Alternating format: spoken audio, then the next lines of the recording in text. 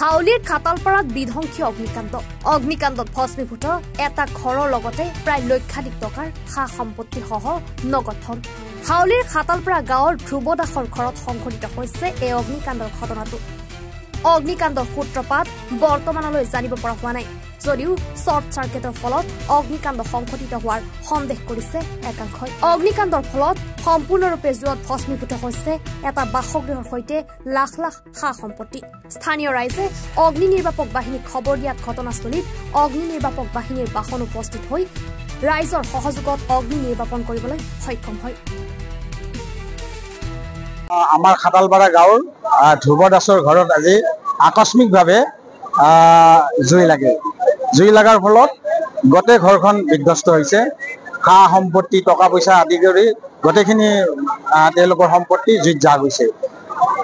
সাধাৰণতে তেওঁলোকৰ আজি ঘৰত মানুহ নাছিল। ধ্ৰুৱ দাসৰ ল'ৰাটো অসুখ হোৱাৰ কাৰণে তেওঁক মেডিকেলত লৈ গৈছিল আৰু ধ্ৰুৱ দাসৰ মাক য'ত মানে জুই আৰম্ভ হৈছে সেই ৰুমটোত ধ্ৰুৱ দাসৰ মাকে থাকে, মাকো নাছিল আজি। গতিকে আমি কেনেকৈ সংঘটিত হ'ল আমিও এতিয়ালৈকে আমি গম পোৱা নাই, কিন্তু আমি দেখিছো চিলিণ্ডাৰো ব্ৰাছ হৈ গৈছে, যাৰ ফলত গোটেই ঘৰটো মানে জুইৰে আৱৰি ধৰে। এতিয়া স্থানীয় ৰাইজ গাঁৱৰ মানুহখিনি আহি ততাতয়াকৈ আমি পানী দি অলপ কিবা কৰিলো, ইমান জুইটো পানী দি কৰিব নোৱাৰি। তাৰপিছত ফায়াৰ ব্ৰিগেডৰ মানুহ আহিল, আহি তেওঁলোকে মোটামুটি ৩-৪ ঘণ্টা বৰ্তমানেও তেওঁলোকে যুঁজি আছে জুইৰ মানে নুমুৱাৰ কাৰণে। গতিকে তেওঁলোকৰ সা সম্পত্তি মানে ধ্বংস হৈছে। কাৰণ তাৰমানে এতিয়া আমি যিটো দেখিছো এটা চন্দুকত গাঁঠে গাঁঠে টকা ওলাইছে, আধা পুৰি গৈছে, ইতিমধ্যে আধা আছে, মানে আধা পুৰা হৈ আছে টকা বান্দিল। তাৰ ফলত আৰু কি হয়, তেওঁলোকৰ মাকৰ বহুত সম্পত্তি আছিল সোণা গনা, সেইখিনি আছে না নাই জুইতে যা গ'ল এতিয়া আমি গম পোৱা নাই। কিন্তু টকা আমি আধা পুৰা এটা বাকচত গোটেই বাকচটো ভৰ্তি হৈ আছিল।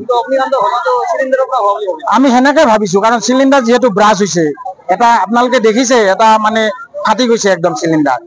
গতিকে খুব বেয়া লাগিছে। এনে ধ্ৰুৱ দাসৰ মানে কাম কৰি খোৱা মানুহ, তেওঁ কিবাকে এনেকে চলি আছিল, কিন্তু সা সম্পত্তিবিলাক সম্ভৱ টকা পইচাখিনি তেওঁলোকে বেংকত থোৱা নাছিল। কাৰণ যিটো মাকৰ ট্ৰাংক আছিল গোটেই তাতে টকা পইচাবিলাক আমি দেখিছো। গৰীব মানুহ ধ্ৰুৱ দাস এনে আগতে পাণ তামোলৰ দোকান আছিল, এতিয়া সেইখনো উঠি গৈছে। তেওঁ কিবা এনেকে কাম কৰি খাই আছে আৰু। হাউলিৰ পৰা কৌশিক দাসৰ ৰিপৰ্ট, এনি ভাৰত 24।